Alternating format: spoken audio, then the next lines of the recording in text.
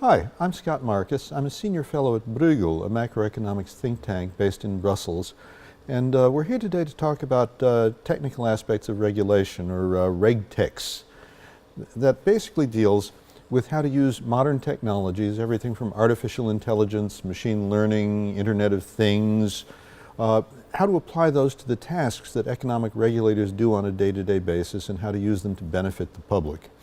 There are lots of potential benefits from the use of these technologies.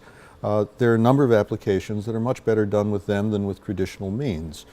Think, for example, about content recognition, recognition of inappropriate content, everything from pornography to hate speech.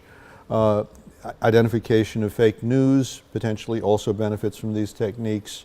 Also a lot of things that are sort of semi-automated, as for instance, identifying telephone fraud, internet fraud, spoofing or false identification of the number from which a telephone call comes. There are many areas where these technologies can help do things that regulators have traditionally done. At the same time, there are a number of risks, and those risks each have to be dealt with, and many of them have to be dealt with in individual ways. First and foremost is the risk that an automated solution comes up with the wrong answer. Possibly because it was programmed incorrectly, possibly because it received bad data, possibly also that it achieved a conclusion that was logical but undesired or inappropriate. Consider, for example, redlining of mortgages, preventing people in certain neighborhoods or of certain nationalities or races from obtaining mortgages, housing loans. In normal usage today, a live banker does this. There's sort of an audit trail. You can see if there's obvious discrimination. It could very well be that machine algorithms would discriminate for grounds that might perhaps be legitimate in terms of risk of repayment, but that are societally unacceptable. As another example of unexpected consequences, we have the chat bot that Microsoft introduced a few years ago called Tay.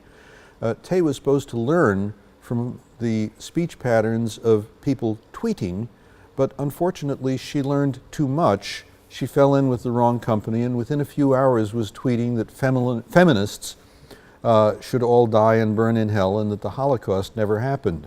As a result, she was shut down after less than a day of operation, which was the right decision.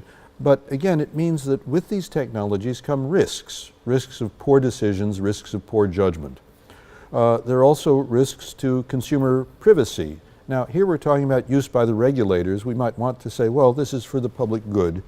But very much the same concerns apply here as apply with surveillance for police purposes or for national surveillance purposes, which is that generally you don't want people surveilled unless there's a reasonable basis for suspicion and unless some independent party, such as a judge, has confirmed that there's a reasonable basis. So again, protections are needed.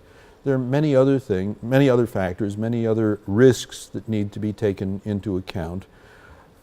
On balance, regulatory technologies hold enormous promise, but they also need to be carefully managed and carefully monitored.